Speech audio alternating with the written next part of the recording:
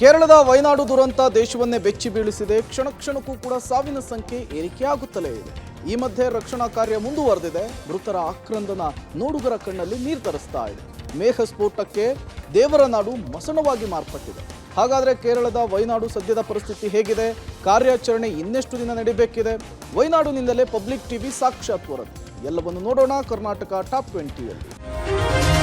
ವಯನಾಡು ದುರಂತದಲ್ಲಿ ಈವರೆಗೂ 300ಕ್ಕೂ ಹೆಚ್ಚು ಮಂದಿ ಬಲಿಯಾಗಿದ್ದಾರೆ. ಭೀಕರ ಭೂಕುಸಿತದಲ್ಲಿ ಮೃತಪಟ್ಟವರ ಸಂಖ್ಯೆ ಏರಿಕೆ ಆಗ್ತಾ ಇದೆ. ಕೆಸರಿನಿಂದ ಹೆಕ್ಕಿ ತೆಗೆದಷ್ಟು ಸಿಗ್ತಿವೆ. ಹೆಚ್ಚು ಮಂದಿ ಗಾಯಗೊಂಡಿದ್ದಾರೆ. ಅವಶೇಷಗಳಡಿ ಇನ್ನು 240 ಮಂದಿ ಸಿಲುಕಿರಬಹುದು ಅಂತ ಅಂದಾಜಿಸಲಾಗಿದೆ. ಅವರ ಪತ್ತೆಗೆ ಪ್ರತಿಕೂಲ ಹವಾಮಾನದ ನಡುವೆಯೂ ಕೂಡ ಸೇನೆ ಮತ್ತು ಎನ್ಡಿಆರ್ಎಫ್ ಅವಿರತವಾಗಿ ಶ್ರಮಿಸ್ತಾ ಇವೆ. ಈ ಕಾರ್ಯಾಚರಣೆ ಸದ್ಯಕ್ಕೆ ಮುಗಿಯೋದು ಅನುಮಾನವಾಗಿದೆ. ಕನಿಷ್ಠ 15 ದಿನ ಈ ಕಾರ್ಯಾಚರಣೆ ನಡೆಯಬಹುದು ಅಂತ ಹೇಳಲಾಗ್ತಾ ಇದೆ. ಆಸ್ಪತ್ರೆಗಳಲ್ಲಿ ನೂರಾರು ಶವಗಳಿದ್ದು ಸಂಬಂಧಿಕರು ಕಣ್ಣೀರಿಡುತ್ತಲೇ ತಮ್ಮವರ ಶವಗಳಿಗಾಗಿ ಹುಡುಕಾಟ ನಡೆಸ್ತಾ ಇದ್ದಾರೆ. ಇನ್ನು ದುರಂತ ಸ್ಥಳಕ್ಕೆ ಸಿಎಂ ಪಿಣರಾಯಿ ವಿಜಯನ್, ವಿಪಕ್ಷ ನಾಯಕ ರಾಹುಲ್ ಗಾಂಧಿ, ಪ್ರಿಯಾಂಕಾ ವಾದ್ರಾ ಭೇಟಿ ನೀಡಿ ಪರಿಶೀಲಿಸಿದ್ದಾರೆ. ದುರಂತ ಸ್ಥಳದಲ್ಲಿನ ವಸ್ತುಸ್ಥಿತಿಯನ್ನ ಪರಿಶೀಲಿಸಿದ್ರು. ಬಳಿಕ ಆಸ್ಪತ್ರೆಯಲ್ಲಿರುವ ಗಾಯಾಳುಗಳ ಆರೋಗ್ಯವನ್ನ ವಿಚಾರಿಸಿದ್ರು.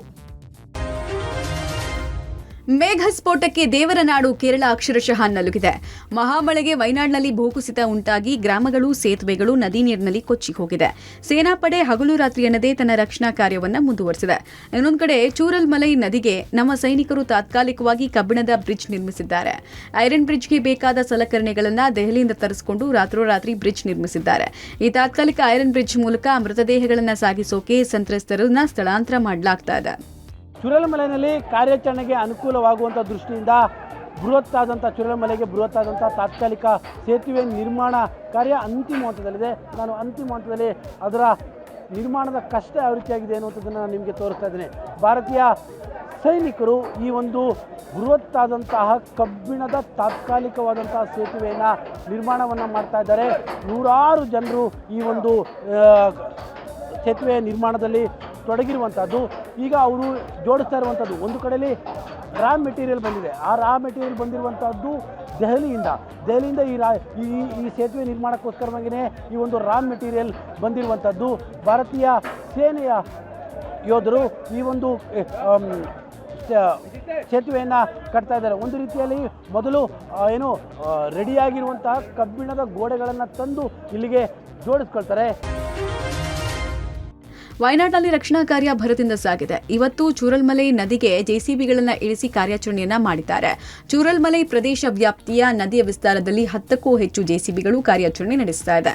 ಬೃಹತ್ ಬಂಡೆಗಳೇ ಗ್ರಾಮದ ಮನೆಗಳ ಮೇಲೆ ಬಿದ್ದಿರುವ ಕಾರಣ ಬಂಡೆಗಳ ಅಡಿಯಲ್ಲಿ ಮೃತದೇಹಗಳು ಇರುವ ಸಾಧ್ಯತೆ ಇದ್ದು, ಹೀಗಾಗಿ ನದಿಗೆ ಜೆಸಿಬಿಗಳನ್ನು ಇಳಿಸಿ ಬಂಡೆಗಳನ್ನು ಇಳಿಸಿ ಕಾರ್ಯಾಚರಣೆಯನ್ನ ಮಾಡಲಾಗ್ತಾ ಇದೆ. ಚೂರಲ್ಮಲೈ ನದಿಗೆ ಇವತ್ತು ಜೆಸಿಬಿಗಳು ಇಳಿತಾ ಇದ್ದಾವೆ.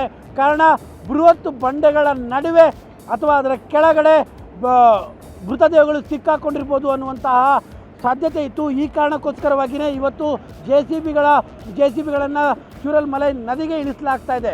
ಪ್ರಮುಖವಾಗಿ ಕಳೆದ 2 ದಿನಗಳಿಂದಲೂ ಕೂಡ ನಿರಂತರವಾಗಿ ಮಳೆ ಬರ್ತಾ ಇತ್ತು. ಜೊತೆಗೆ ಚೂರಲ್ಮಲೈ ಪ್ರದೇಶಕ್ಕೆ ಮಲ್ಪಾಡ್ ಭಾಗದಿಂದ ಜೆಸಿಬಿಗಳನ್ನ ಕರೆಸೋದಕ್ಕೂ ಕೂಡ ತುಂಬ ಕಷ್ಟ ಇದೆ.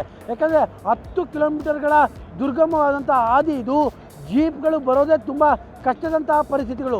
ಇಂಥ ಸಂದರ್ಭದಲ್ಲಿ ಜೆಸಿಬಿಗಳನ್ನು ಈ ಒಂದು ಸ್ಥಳಕ್ಕೆ ಕರೆಸೋದು ಬಹಳ ಕಷ್ಟವಿತ್ತು. ಅದರ ನಡುವೆಯೂ ಕೂಡ ಇವತ್ತು 10ಕ್ಕೂ ಹೆಚ್ಚು ಜೆಸಿಬಿಗಳು ಕೇವಲ ಚೂರಲ್ಮಲೈ ಪ್ರದೇಶಕ್ಕೇ ಬಂದಿರುವಂಥದ್ದು ಮತ್ತು ಉಳಿದಂತೆ ಬೇರೆ ಬೇರೆ ಪ್ರದೇಶಗಳಿಗೂ ಕೂಡ ಈಗಾಗಲೇ ಜೆಸಿಬಿಗಳು ತೆರಳಿದ್ದಾರೆ. ದೇವರ ನಾಡು ಕೇರಳದಲ್ಲಿ ಮತ್ತೆ ವರುಣದೇವ ತನ್ನ ರೌದ್ರ ನರ್ತನವನ್ನು ಮುಂದುವರೆಸಿದ್ದಾನೆ. ವಯನಾಡಿನ ಚೂರಲ್ಮಲೈ ಪ್ರದೇಶದಲ್ಲಿ ಮತ್ತೆ ಧಾರಾಕಾರ ಮಳೆಯಾಗ್ತಾ ಇದ್ದು ಎನ್ಡಿಆರ್ಎಫ್ ಕಾರ್ಯಾಚರಣೆಗೆ ಅಡ್ಡಿಯಾಗಿದೆ. ಇತ್ತ ಮಳೆಗೆ ಜಗ್ಗದ ನಮ್ಮ ಸೇನಾ ಪಡೆ ಮಳೆಯ ನಡುವೆಯೂ ತನ್ನ ರಕ್ಷಣಾ ಕಾರ್ಯಾಚರಣೆಯನ್ನು ಮುಂದುವರೆಸಿದೆ. ಚೂರಲ್ಮಲೈನ ನದಿಯ ರಭಸವೂ ಕೂಡ ಬಹಳ ದೊಡ್ಡ ಮಟ್ಟದಲ್ಲಿ ಹೆಚ್ಚಾಗ್ತಾ ಇದೆ. ಹೀಗಾಗಿ ಸದ್ಯಕ್ಕೆ ಎನ್ಡಿಆರ್ಎಫ್ ತಂಡದವರು ತಾತ್ಕಾಲಿಕವಾದಂಥ ಒಂದು ಸೇತುವೆಯನ್ನು ಕಟ್ಟಿರುವಂಥದ್ದು. ಅದು ಬಿದಿರಿನ ಸೇತುವೆ ಆಗಿದೆ. ಯಾಕಂದರೆ ನದಿಯನ್ನು ದಾಟಿ ಆ ಕಡೆ ಕಾರ್ಯಾಚರಣೆಗೆ ಹೋಗೋದಕ್ಕೆ ಸಾಧ್ಯವಾಗ್ತಾ ಇರಲ್ಲ ಕಳೆದ 2 ದಿನಗಳಿಂದ. ಈ ಕಾರಣಕ್ಕೋಸ್ಕರವಾಗಿ ಇವತ್ತು ಬಿದಿರಿನಿಂದ ಆ ಸೇತುವೆಯನ್ನು ನಿರ್ಮಾಣ ಮಾಡಿದ್ದಾರೆ. ಹೀಗಾಗಿಯೇ ನಾವು ಕೂಡ ಭಾಳಷ್ಟು ಪ್ರದೇಶಗಳ ಕಡೆಗೆ ಹೋಗಿ ಬರೋದಕ್ಕೂ ಕೂಡ ಅನುಕೂಲವಾಯಿತು ಮತ್ತು ಆ ಕಡೆ ಭಾಗದಿಂದ ಬೇರೆ ಜನರನ್ನು ಈ ಕಡೆ ಭಾಗಕ್ಕೆ ಶಿಫ್ಟ್ ಮಾಡುವಂಥದ್ದು ಮತ್ತು ಶವಗಳನ್ನ ಹುಡುಕುವಂಥ ಕಾರ್ಯಾಚರಣೆಯನ್ನು ನಡೆಸುವಂಥ NDRFನ ಇತರ ತಂಡದವರೆಗೂ ಕೂಡ ಮರದಲ್ಲಿ ಆ ಒಂದು ತಾತ್ಕಾಲಿಕವಾದಂಥ ಸೇತುವೆಯನ್ನು ನಿರ್ಮಿಸಿ NDRF ತಂಡದವರೇ ಸ್ವತಃ ಅವರೇ ಮುಂದೆ ನಿಂತ್ಕೊಂಡು ಜನರನ್ನು ನದಿಯನ್ನು ದಾಟಿಸುವಂಥ ಕೆಲಸವನ್ನು ಮಾಡ್ತಾ ಇದ್ದಾರೆ. ಮಗದೊಂದು ಕಡೆಯಲ್ಲಿ ಚೂರಲ್ಲಿ ನದಿಯ ರಭಸವೂ ಕೂಡ ಹೆಚ್ಚಾಗ್ತಾ ಇದೆ. ನೀವು ಅಲ್ಲಿ ಗಮನಿಸ್ತಾ ಇರ್ಬೋದು, ತಾತ್ಕಾಲಿಕವಾಗಿ ನಿರ್ಮಿಸಿರುವಂತಹ ಸೇತುವೆ ಕೂಡ ಮುಳುಗಡೆ ಆಗ್ತಾ ಇದೆ. ಬೆಳಿಗ್ಗೆ ಅದು ಮುಳುಗಡೆ ಆಗಿರಲಿಲ್ಲ. ಚೂರಲ್ಮಲೈನಲ್ಲಿ ಮೃತಪಟ್ಟ ಚಾಮರಾಜನಗರ ಮೂಲದ ದಂಪತಿಗಳಲ್ಲಿ ಪತಿಯ ಶವ ಸಿಕ್ಕಿತ್ತು. ಅಂತ್ಯಕ್ರಿಯೆಗೆ ತಯಾರಿ ಕೂಡ ಆಗಿತ್ತು. ಆದರೆ ಕೊನೆಯ ಕ್ಷಣದಲ್ಲಿ ಈ ಮೃತದೇಹ ತಮ್ಮವರದಲ್ಲ ಅಂತ ಅಂತ್ಯಕ್ರಿಯೆಯನ್ನು ನಿಲ್ಲಿಸಿದ್ದಾರೆ. ಚಾಮರಾಜನಗರ ಮೂಲದ ದಂಪತಿಗಳಾದ ರಾಜೇಂದ್ರ ಹಾಗೂ ರತ್ನಮ್ಮ ದುರಂತದಲ್ಲಿ ಮೃತಪಟ್ಟಿದ್ರು.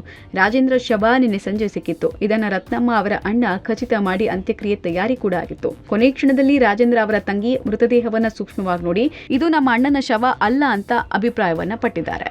ಬಾಡಿ ಬಂದಿತ್ತು, ರಾತ್ರಿ ಬಂದಿತ್ತು. ಆದರೂ ನಾವು ಇವರು ಬೇಕಾಗಿ ಇವರ ತಂಗಿ ಒಬ್ಬರು ಇದ್ರಲ್ಲ, ಅದು ನೋಡಿ ಅಲ್ಲಿ ಅವರೇ ತಂಗಿ, ಅವ್ರು ಕರ್ಕೊಂಡೋಗಿ ತೋರಿಸಿದ್ದು. ನಮ್ಗೆ 50% ಅದು ಇವರೇ ಅಂತ ನಮಗೆ ಕನ್ಫರ್ಮ್ ಆಗಿತ್ತು.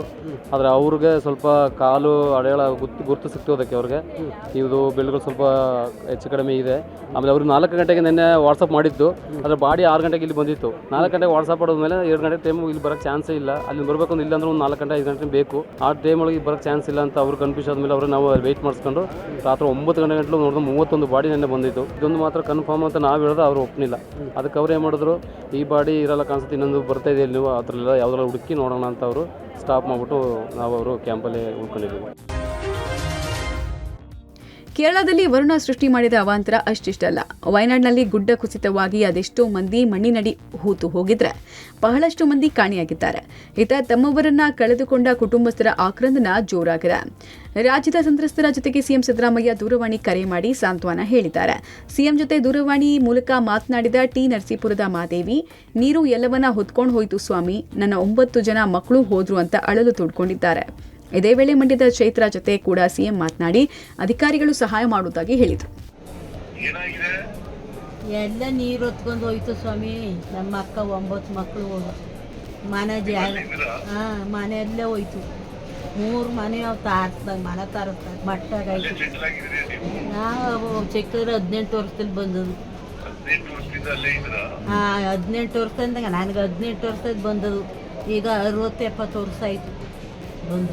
ಮನೆ 3 ಮನೆ 3 ಆಳು ಮನೆ 3 ಮನೆ ಮಟ್ಟ ಆಗೋಯ್ತು. ಮನೆಯಲ್ಲೇ ಕೊಚ್ಚಿಕೊಂಡೋಯ್ತು. 9 ಜನ 9 ಜನ ಸಿಕ್ಕನೂ ಇಲ್ಲ. 9 ಜನ ನೀರು ಹೊಡ್ಕೊಂಡೋಯ್ತು. ಹ್ಞೂ ಸರ್ ಅದೇ ಏನಾದ್ರು ಪರಿಹಾರ ಮಾಡಿಕೊಡಿ ನಮಗೆ ಅಂತ. ಏನಿಲ್ಲ ಸರ್, ಅದೇ ಏನಂದರೆ ಏನೂ ಇಲ್ಲ ಸರ್, ಮನೆ ಇಲ್ಲ, ಏನಿಲ್ಲ, ಜಾಗನೂ ಇಲ್ಲ, ಏನೂ ಇಲ್ಲ, ನಮಗೆ ಹೋಗಿ ಉಳ್ಕೊಳ್ಳೋಕ್ಕೂ ಏನಿಲ್ಲ ಸರ್. ಕೆಆರ್ಎಸ್ ಜಲಾಶಯದಿಂದ ನದಿಗೆ 1 ಲಕ್ಷ ಕ್ಯೂಸೆಕ್ ನೀರು ಹರಿಬಿಟ್ಟ ಹಿನ್ನೆಲೆಯಲ್ಲಿ ಕಾವೇರಿ ನದಿ ಮೈದುಂಬಿ ಹರಿತಾ ಇದೆ. ಕನಕಪುರ ತಾಲೂಕಿನ ಸಂಗಮ ಹಾಗೂ ಮೇಕೆದಾಟಿನಲ್ಲಿ ಕಾವೇರಿ ವೈಭವ ನೋಡುಗರ ಕಣ್ಮನ ಸೆಳೀತಾ ಇದೆ. ಮೇಕೆದಾಟು ಬಳಿ ಬೋರ್ಗೆರೆದು ಹರಿತಾ ಇರುವ ಕಾವೇರಿ ತಮಿಳುನಾಡಿಗೆ ಅಪಾರ ಪ್ರಮಾಣದಲ್ಲಿ ಹರಿದು ಹೋಗ್ತಾ ಇದ್ದಾಳೆ. ಇನ್ನು ಮೇಕೆದಾಟಿನಲ್ಲಿ ಕಾವೇರಿ ಉಕ್ಕೇರಿದ್ದ ಪರಿಣಾಮ ಮುಂಜಾಗ್ರತಾ ಕ್ರಮವಾಗಿ ಪ್ರವಾಸಿಗರು ಸಾರ್ವಜನಿಕರಿಗೆ ನಿರ್ಬಂಧವನ್ನ ಹೇರಿ ಜಿಲ್ಲಾಡಳಿತ ಆದೇಶವನ್ನು ಹೊರಡಿಸಿದೆ. ಇತ್ತ ಸಂಗಮದಲ್ಲಿ ಹರಿತಾ ಇರುವ ಕಾವೇರಿಯ ಮನಮೋಹಕ ದೃಶ್ಯ ಡ್ರೋನ್ ಕ್ಯಾಮೆರಾದಲ್ಲಿ ಸೆರೆಯಾಗಿದ್ದು ನೋಡುಗರ ಕಣ್ಣಿಗೆ ಸ್ವರ್ಗವೇ ಧರೆಗೆ ಇಳಿದಂತೆ ಕಂಗೊಳಿಸ್ತಾ ಇದೆ.